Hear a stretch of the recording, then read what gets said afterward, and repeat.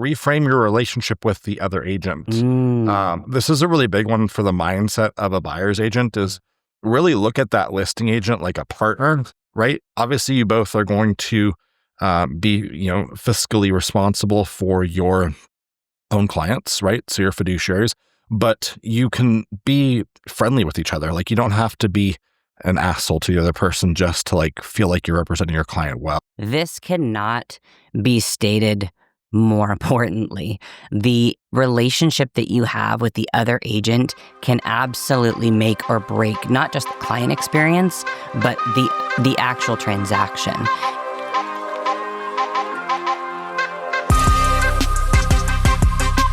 Welcome to the Growth Drivers Podcast, the show where we break down the leadership frameworks, mindset shifts, and strategies that fuel entrepreneurial success, personal transformation, and business breakthroughs. I'm Rachel Novak. And I'm Mike Novak. Let's dive in and start driving your growth.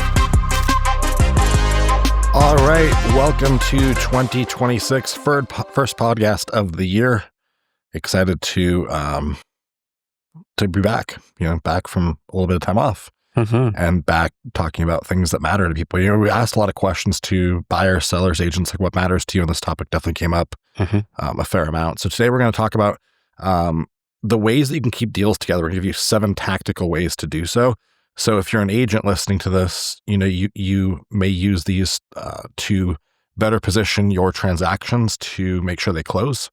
If you're a buyer or seller, these are maybe things that you want to be thinking about and understanding that are coming your direction from your agent, and kind of what your agent's mindset is as they're guiding you through these different frameworks. But the big issue that we saw in 2025, and we didn't really experience this as a team, like our contract fallout rate was about 5%, but nationwide it was more like 25%, which means 1 out of every 4 deals that went under contract came back on the market, which is really, really high. That's significant, yeah, especially compared to the last 5-10 years before that. Yeah, and so there's a lot of reasons for that. Obviously, there was nationwide like a lot of shift happening in the market. The inventory was rising pretty quickly. Prices were softening. Buyers had some ability to negotiate they didn't previously have. Sellers maybe had some missed expectations, thinking they still controlled the market. So it was kind of a melting pot of just misaligned expectations between buyers and sellers that I think really led up to this issue. But it's something you don't want to have continue on into 2026. And I think there's a lot of things you can do to minimize that 25% fallout rate and get it to more like what our team is doing, like more like 5%. Like, some deals are still going to fall apart. Of course. But there's a lot of things you can do way before you ever go into contract to try to really increase your odds of that deal actually closing, which is what the agent wants. It's what the buyer or seller wants as well. Like that, no one enters a contract hoping it's going to fall apart. Well, and I think that that's probably like a big shift that a lot of agents, or maybe, a buyer or seller needs to kind of think about. Because I think there were a lot of agents that go into it and they're talking people into writing offers with this contingency, like, oh, there's multiple ways to get out. Like, if you don't like something, so almost giving them an out, like an excuse before we even get in, as opposed to really challenging, like, if all factors fall into place, is this the house you really want, right? Right. So I think that's a really important part of it as well. Yeah, absolutely. That's a good one. So let's jump right into it. The first solution to keep deals together is to set better expectations with your client. And this starts in the initial consultation. So whether if it's a listing appointment or a buyer consultation, there should be a time where you sit down as the authority and the professional and the person who's got experience doing this dozens, if not hundreds of times, and really lays out, like, what does this process look like from start to finish? Exactly. Yeah. Like being able to go through the roadmap of exactly what it is. We break ours down into 4 different phases. Obviously, we suggest you the same. If you've bought in or are part of our master classes, we actually give you that for free, an editable version for you to actually take in R&D. But that's a really important thing for them to know. They're not going to retain all the information, right? As an agent, when you're explaining something in the initial consultation, you want to hit the big things, like the next steps first. But to be able to give them the entire roadmap, the entire view, gives them, at least it puts it in their brain so that as we go through the process and we're referencing things, they're able to kind of go back and access those files that were planted in there months before. Right. What happens when you don't do this is something comes up and the buyer or seller didn't expect it was going to happen. And people don't do well with surprises, especially when there's lots of dollar signs behind those surprises. And so they tend to react very emotionally. and it can be hard to ground back out an emotional client. Like it takes time and a lot of counseling to get people back to logic. Yeah, if you haven't set clear expectations for like the upfront costs getting into a contract for a buyer, right? They don't know about how much earnest money to expect. If they don't know about how much an inspection costs or a well, water test, like there are so many things that you need to make sure that you're setting the expectation for the buyers and for buyers for you to know, like I don't necessarily get into homes with $0, right? Even if closing costs are covered in things. So like if you don't know about those things, if you're not setting expectation for those things, that is the first change you absolutely need to make, is to set better expectations there. Yep. So like Rach said, we've got a buyer and seller masterclass. It's 58 modules long. It shares with you what our exact process is for these consultations. You can grab that.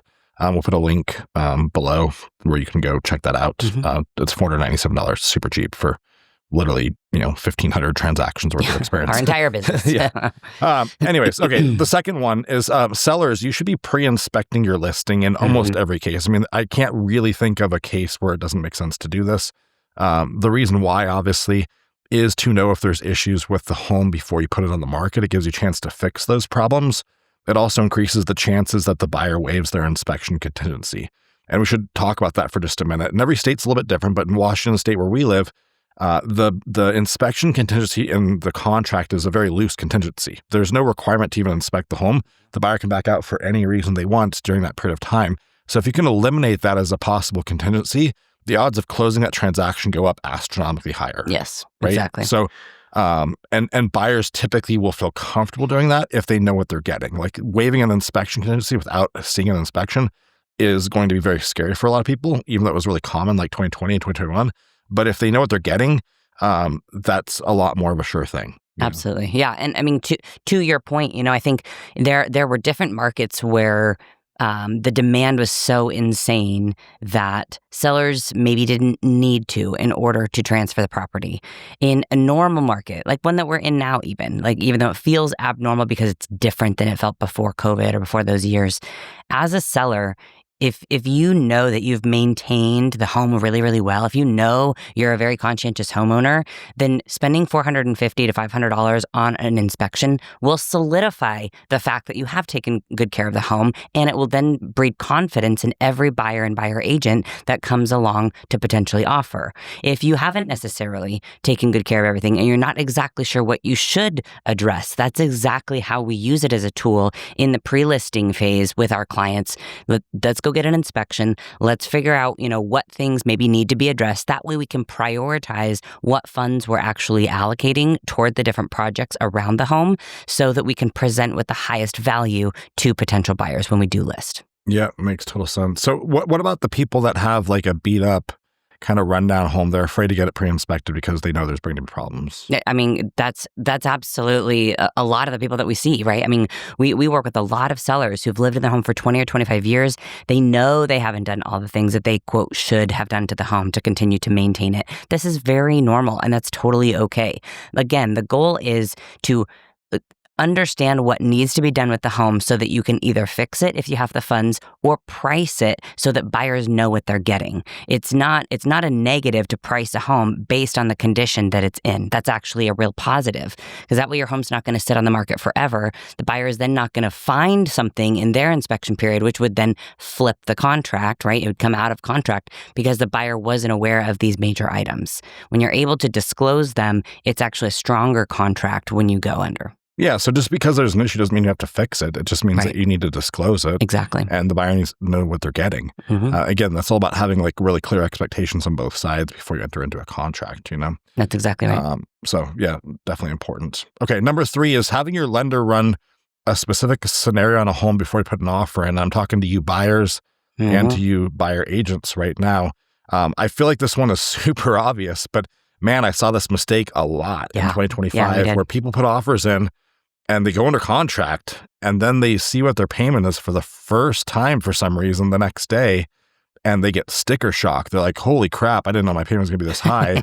And they back out of the contract, usually using an inspection contingency. That happened a lot. I want to say that was probably the majority of that 25%. A lot of people seeing that sticker shock, not knowing how that 6% correlates to this purchase price, and them not liking what they saw. Right. So there's a couple things that you need to do, and this is a totally avoidable mistake, by the way.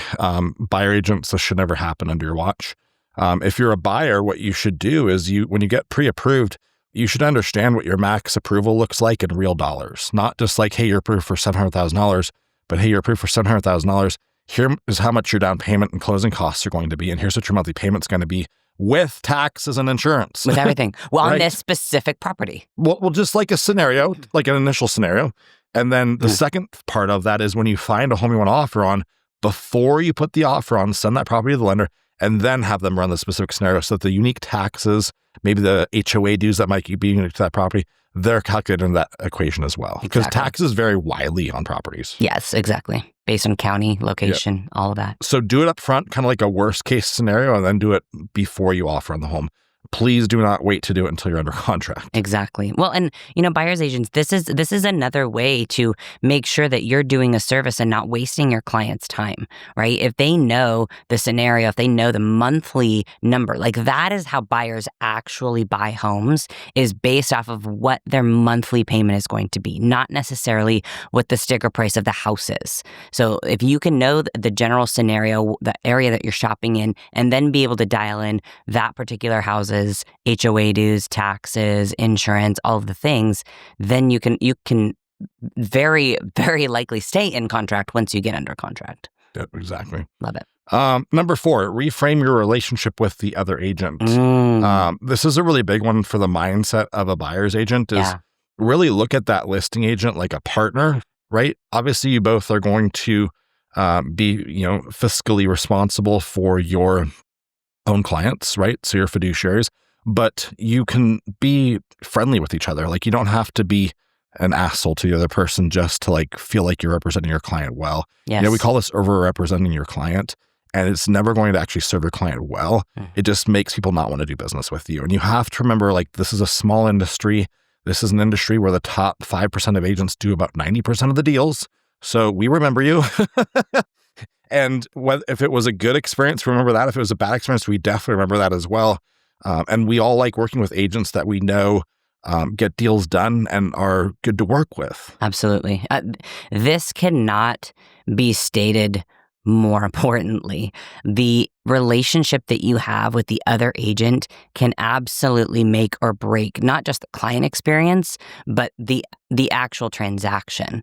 If you as a buyer agent come off too aggressive or very combative or condescending or in any way trying to kind of one up the other agent, that other agent is not going to play nicely. And what we do in this industry is play nicely with others. Yes, that doesn't mean that we're going to not look out for the interests of our clients, because of course we are. But there is a way to communicate, to negotiate, to posture, to set expectations with the other agent that is professional and tactful and classy, and it never has to go to a petty, classless place. The reason I think that this came up so much in the last year is honestly agents that were really financially scared. They needed this deal to close so bad for their own family. They were super emotionally attached to it. And so they kind of stopped thinking as the logical professional advisor. And they started thinking I need this to close, not is this the best thing for my client? And so that really shifts that conversation in a different way. So when you are financially unattached to the transaction, which is what you should be doing, you should be indifferent to whether it closes for you. You should be obsessed with it closing for your client. That's when you become a much better agent to work with. That's such a great point. Yeah, because how we work, how our agents work on our team, how we coach is to stay detached from the outcome, right? Obviously, we want all of our deals to close. Obviously, we want all of our clients to win. But at the end of the day, if we're so emotionally attached to that money that's attached to this transaction, then it's going to cloud our judgment when it comes to actually representing our clients positively. Yeah. What a great point. Number 5 is be ready to hold your own client accountable. And this is maybe something that newer agents don't fully understand. A lot of agents think that their main job is to just represent their client to the other party, right? And that is definitely a big part of your job. But the more challenging part of your job is often going to be keeping your client grounded in reality and actually following through with what they agreed to do. Yes. Right? People like to make things up. They like to create new realities that aren't actually true. and they don't necessarily want to follow a contract. And so your job is to make sure the contract's been explained to them before they sign it.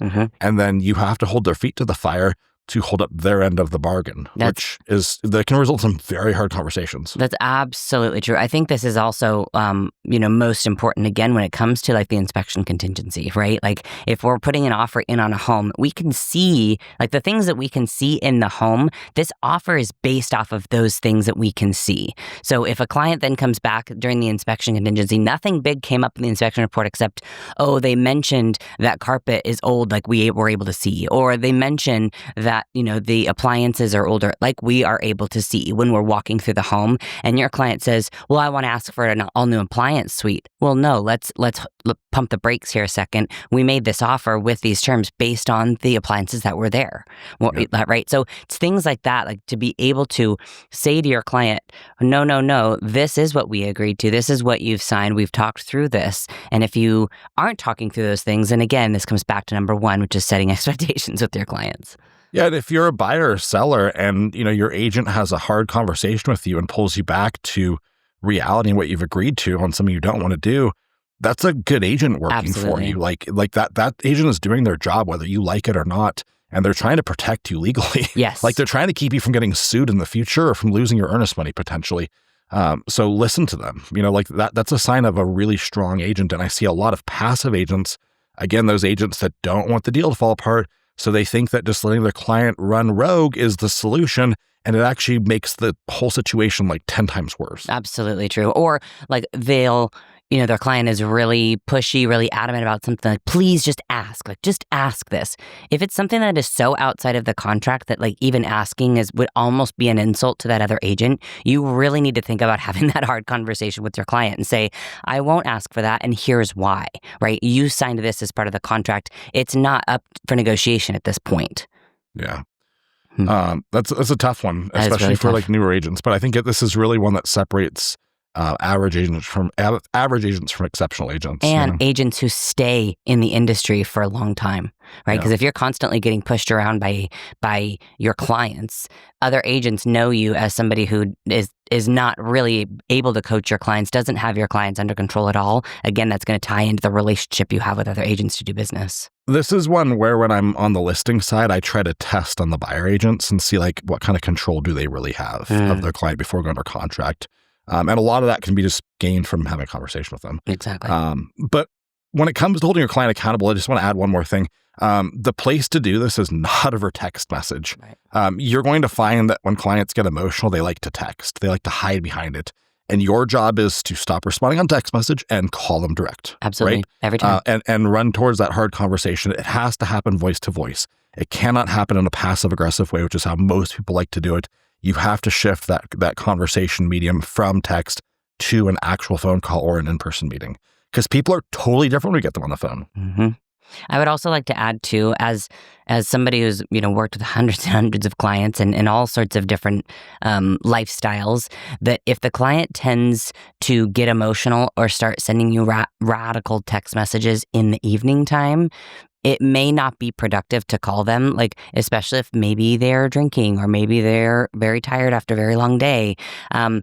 Yes, you want to change a state and you want to have that conversation, but sometimes it's better to let things lie if it's not time sensitive and talk to them the next morning. Yeah, and I think like a good cutoff is 7 p.m. Like if it comes in after 7 p.m., just let it lie there till the next day and then pick it up, and you'll find that like 80% of the time, the issue is no longer an issue that next day because the person slept on it, they've calmed down, they're no longer emotional, and now they've thought logically about it. Mm-hmm. So, but I also think it's important to have some personal like draw of the line, like, hey, I'm responding to people from these hours to these hours. Otherwise, you're just on 24/7. All right, number 6, communicate more frequently. Bare minimum, a call every week to your client explaining what's happening and what's happening next. So here's what to expect this week. And again, this should not be the first time they've heard about it. They heard about it when you first met with them, but we're recapping, right? And we're just reinforcing this is what's going to happen now. And it just, again, it makes it predictable for them. It keeps the surprises to a minimum. It's a very important thing to do. Well, what happens, Michael, when you don't really have an update there's not much that has happened. What do you say when you call them? I just call and have a conversation with them. Yes, exactly. Like there's no script for it. It's literally just a human-to-human conversation. And then I'm asking that because that's where people get tripped up, right? And I've dealt with both administrative teammates and sales teammates that are like, well, what do I say? What do I call? Literally call, like, hey, like there's a lot going on behind the scenes. Obviously, there's not any action items for either of us to take right now, but how are you doing? Yeah. That's an okay conversation to have. Yeah, and they appreciate that. Absolutely. So commit to doing it. Number 7, stop quitting so easily. Like I see agents that are just like, screw it, I'm throwing in the towel on this transaction. It's dead. And sometimes deals are dead, but you want to make sure you've really exhausted every resource you have to close the deal. I had 2 transactions in December, and I thought they were both dead like 3 or 4 times, and now they're both on track to close, which is kind of crazy. But like you can't just give up on the transaction, you know. Well, so and this comes down to your ability to work with the other agent, also, right? Right. To be able, the ability to slow down the cadence of communication, to not throw gas on the fire, to bring some logic and perspective to other agents, because there are other really good agents in our market, and if they come and they're posturing, their negotiation position for the maximum possible opportunity that their clients want, and then your client reacts emotionally, sometimes you have to wait a day or 2, talk them down, bring them down, and then come back with a different kind of negotiation for them to find that middle ground, right? I think that's one thing that I've experienced a lot, especially in the last year and a half, is that, on the listing side, when buyers come in and they just spit a lowball offer, a lot of sellers get very offended and they get very upset and they don't even want to respond. And I think that's when it's really important as an agent, like, don't not respond. Like, don't let your client not respond. If you need to respond in kind of a cheeky way, right, where it's the offer is so ridiculous, so you're literally responding back with a full price counter, do that. But for the most part, like, find middle ground, find like a win. In a normal market, a win between a buyer and a seller doesn't necessarily feel like a slam dunk for either side. There's compromise on either side. And that is where the not quitting comes into play. Because as an agent, our job is to solve problems. It is to put puzzle pieces together for both sides to feel like it's an acceptable way through. Not that one side got a complete slam dunk win and the other side is totally getting screwed. So I think that, in a normal market like we're in now, that is a really important perception and to have. Yeah, and I think the best way to do this is to start just mapping out options for whatever scenario you're up against. Sharon has a saying that if you don't know what your options are, you have none. Yeah. And so I think it's really important to think through, okay, like what are the 3 or 4 different options that we have with this obstacle we're up against? It could be an inspection negotiation, it could be appraisal issue, could be a septic issue, whatever. Like, what are the 3 or 4 different ways that we could get through this?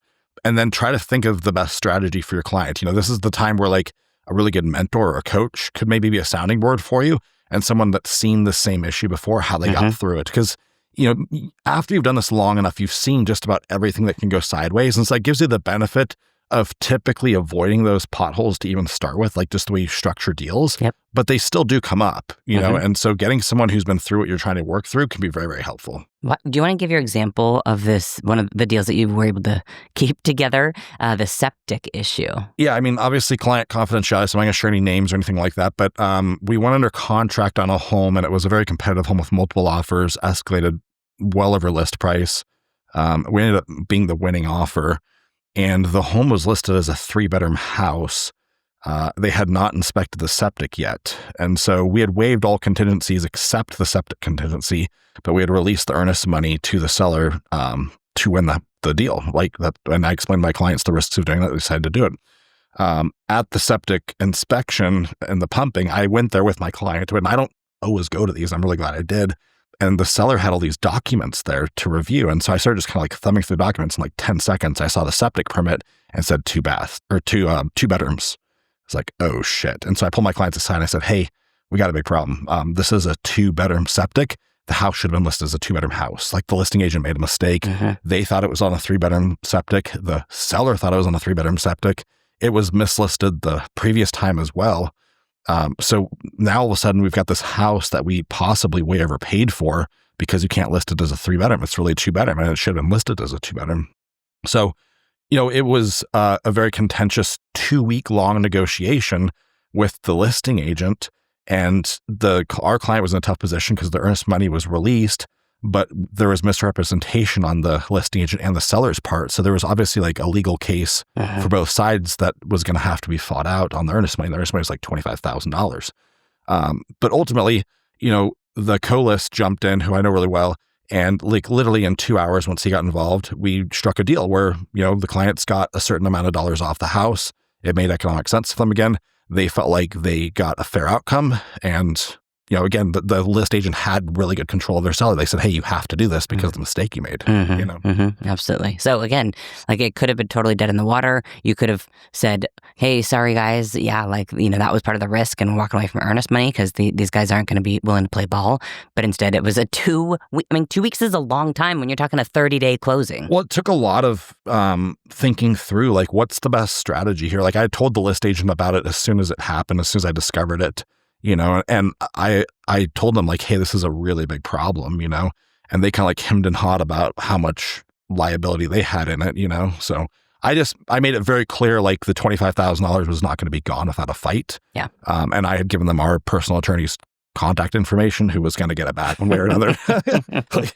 So have resources. And so, but then again, I had that hard conversation with my client. I said, hey guys, to get the 25 back, be ready to write a $5,000 retainer on day one, right? And then be ready for a fight. So do we really want to go down that road, or do we want to make a deal? Right. And again, that infuses logic and reason into the emotion of that situation. Right. Yeah. Exactly. So yeah, that's just one example of, a challenging deal that we had to work hard to keep together. But again, if you can like really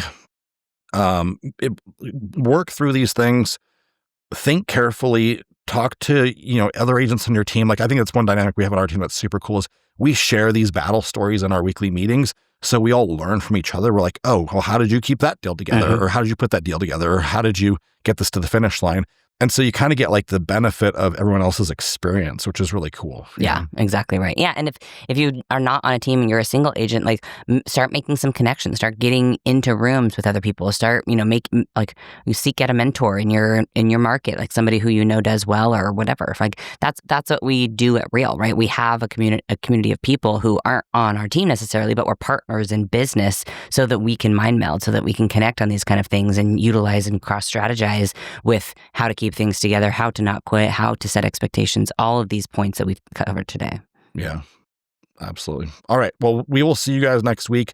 Really excited for 2026 and to bring you guys tons of value. If you guys have something you want us to talk about, send Rachel and I a message on Instagram, and we will definitely consider that topic if there's enough demand for it. I'm at The Real Mike Novak on Instagram. And I am at Rachel Novak with the extra A. Send us your questions and your topics, and we will look at them. Love it. Have a great day. See you next time. That's a wrap on today's episode of Growth Drivers. If you found value in this conversation, don't forget to subscribe, leave a review, and share this with a fellow entrepreneur. For more insights, tools, and resources, visit us at thewarrioragent.com. Keep pushing forward, keep leading with purpose, and we'll see you next time.